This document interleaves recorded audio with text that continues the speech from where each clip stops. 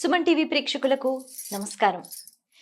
దేవి భాగవతం ఇందులో ఆ పరబ్రహ్మ స్వరూపిణి యొక్క అద్భుతమైన లీలలు, మాయలు ఇవన్నీ కూడా దాగి ఉంటాయి. అమ్మవారివి ఎన్నో రూపాలు.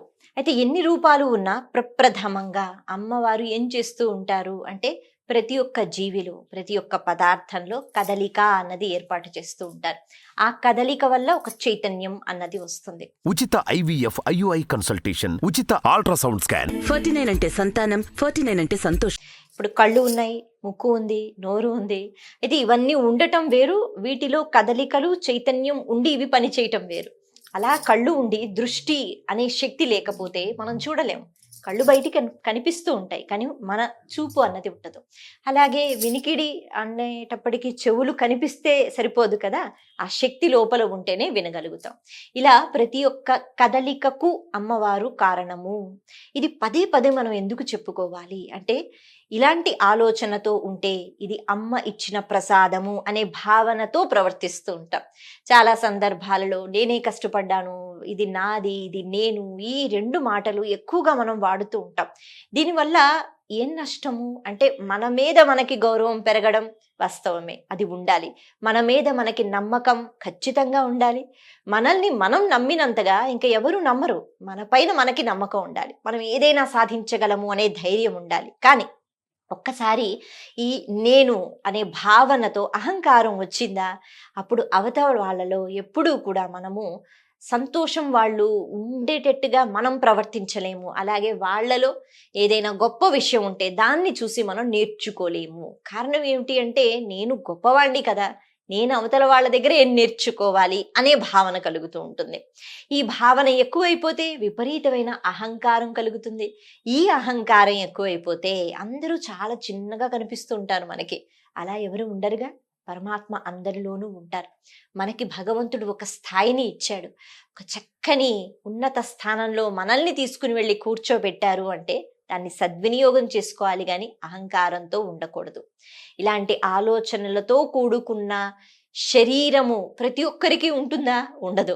కానీ భగవంతుడు అందరినీ సమానంగా పంపిస్తూ ఉంటాడు. మన ఆలోచన విధానం ఏదైతే ఉంటుందో దీనివల్ల పూర్తిగా మన ప్రవర్తన అన్నది మారిపోతూ ఉంటుంది.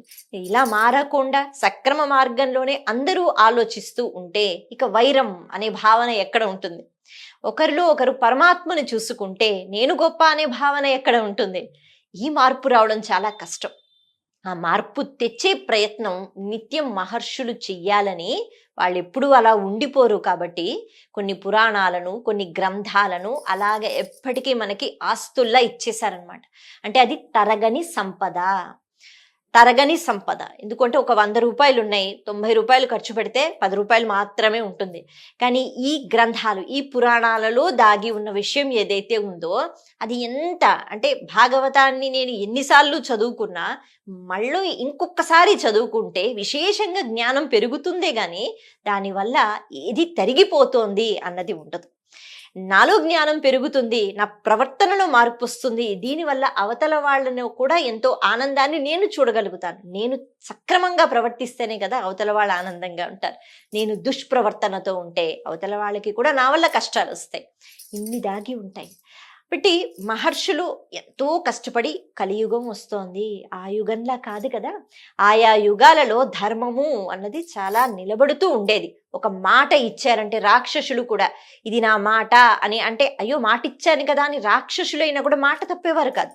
ఎవరైనా రాజులు, మహారాజులు ఎంత ఇబ్బంది అయినా నేను ఈ వరం ఇచ్చానా, నేను ఈ మాట ఇచ్చానా, తప్పడం అన్నది ఉండదు. కానీ ఇప్పుడు ఈ యుగంలో అలా ఉండదుగా. ఇప్పుడు మాట్లాడితే 10 నిమిషాల తర్వాత మనకి అనుకూలంగా లేకపోతే మనమే మాటలు మార్చేస్తూ ఉంటాం. కాబట్టి మన ప్రవర్తన ఎలా ఉండాలి, ఎలా సరిచూసుకోవాలి, ఈ అవగాహన ఉండదు కలియుగంలో. హడావుడి జీవితంలో ఇవన్నీ మర్చిపోతూ ఉంటాం. ఆ తర్వాత కష్టాలు కొని తెచ్చుకుంటూ ఉంటాం.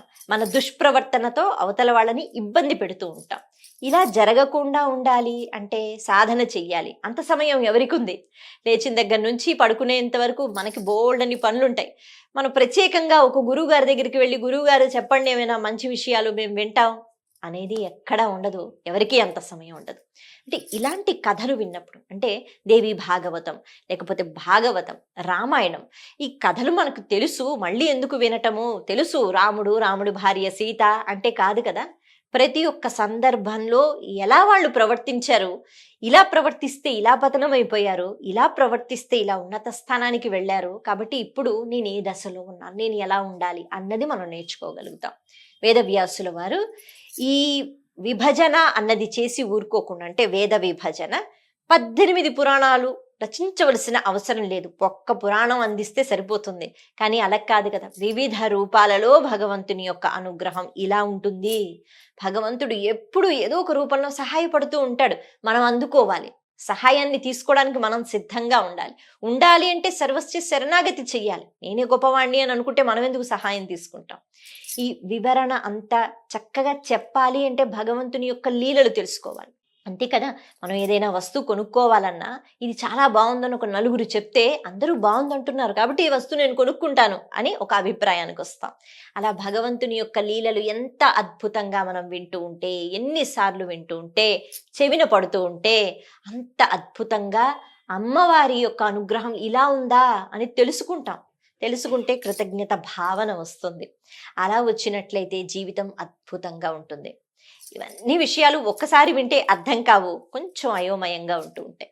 దేవి భాగవతంలో ప్రథమ స్కంధంలో వేదవ్యాసుని యొక్క జననం తర్వాత, శుకబ్రహ్మ యొక్క జననం తర్వాత ఆ పుట్టిన కుమారుడికి చక్కగా గంగా నది దగ్గరికి తీసుకుని వెళ్ళి స్నానం చేపించి, ఆ తర్వాత దండము, కమండలము ఇవన్నీ దేవతలు పుష్పవాన కురిపించారట. ఎందుకంటే ఇంకొక కారణ జన్ముడు జన్మించాడు, ఇంకొక పరబ్రహ్మ స్వరూపం ఒక రూపు దాల్చింది అని అనుకున్నారు. అంతటా పరబ్రహ్మాన్ని చూస్తూ రమించిపోయేవాడు ఇంకొకడు వచ్చాడు అని మురిసిపోయారు.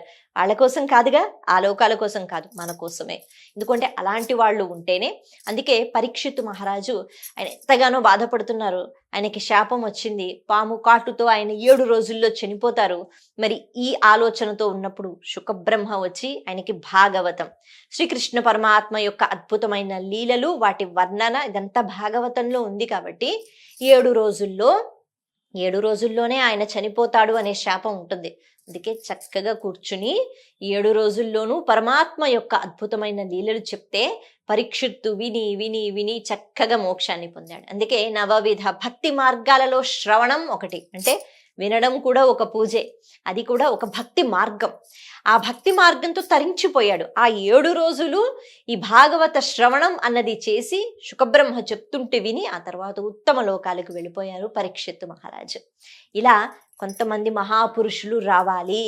అలాగే ఆదిశంకరాచార్యులు వారు అపర శంకరుడు అని అంటారు. ఈశ్వరుడే ఆ రూపంలో వస్తారు, ఈశ్వరుడే కలియుగంలో అనేటప్పటికీ ఆయన మళ్ళీ రాముడిగా వస్తే ఏ రాక్షసుణ్ణి వధిస్తారు? ఇప్పుడు మన అందరిలో కూడా రాక్షసత్వం నిండి ఉంది కదా. ఎవరెవరు రాక్షసులు ఉన్నారు అంటే చాలా మంది, మనం లెక్క పెట్టుకోలేము, మనకి సమయం సరిపోదు. కాబట్టి ఈ సమయంలో కలియుగంలో గురువు రూపంలోనే రావాలి, భగవంతుడు అలాగే వస్తూ ఉంటాడు. అందుకే అప్పుడు శుకబ్రహ్మ అంటారు ఆయన్ని, శుకుడు అని అనరు, శుకబ్రహ్మ అంటే బ్రహ్మ జ్ఞానం కలిగిన వాడు శుకుడు. అలాంటి వాళ్ళు వచ్చి మళ్ళీ ఈ వేదాలు ఏవైతే ఉన్నాయో, పురాణాలు ఏవైతే ఉన్నాయో వీటిని మరింతగా అందరిలోకి చేర్చటానికి, ఆ గానం చేయటానికి, భగవంతుని యొక్క లీలలు చెప్పటానికి భగవంతుడే ఒక రూపు దాల్చి గురు రూపంలో వస్తూ ఉంటారు. అలా వచ్చారు శుకబ్రహ్మ. అయితే వేదవ్యాసుల వారి దగ్గర అసలు విద్యా సంపద అన్నది బోళంతో ఉంది కదా, ఆయనే గురువుగా కూర్చుని అన్ని విషయాలు చెప్పవచ్చు. కానీ అలా ఆయన చెప్పలేదు. నువ్వు కూడా గురుకులానికి వెళ్ళాలి, గురువు దగ్గరికి వెళ్ళాలి, నేర్చుకోవాలి. శుకబ్రహ్మ ఇంకా నేర్చుకోవడానికే ఉంటుంది. కానీ ఎప్పుడు అప్పట్లో మహర్షులు అయిపోయింది నేను అన్ని విద్యలు నేర్చుకున్నాను అని అనేవారు కాదు. ఎప్పుడైనా లక్ష్మీ సంపన్నులు ఎవరైతే ఉంటారో వాళ్ళు సరే ఇంత డబ్బు నాకు సరిపోతుంది అనే ఆలోచనతో ఉన్న సరస్వతి సంపన్నులు ఎవరైతే ఉంటారో వాళ్ళ మాట అనలేరు.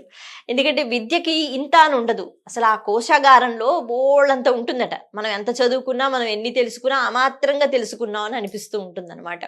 అలా శుకబ్రహ్మని బృహస్పతి దగ్గరికి పంపిస్తారు. అంటే దేవతలకే గురువు అయిన బృహస్పతి దగ్గరికి పంపించి మరిన్ని విద్యలు శుకుడు నేర్చుకునేటట్టుగా ఈ విద్యలన్నీ నేర్చుకున్న తర్వాత తండ్రి గారైన వేదవ్యాసులు, నాయనా నువ్వు మళ్ళీ గురుకులం నుంచి అంటే అక్కడికి వెళ్ళి గురువు గారి దగ్గర అన్ని విద్యలు నేర్చుకున్న తర్వాత మళ్ళీ నా దగ్గరకు వచ్చాయి అన్నారట.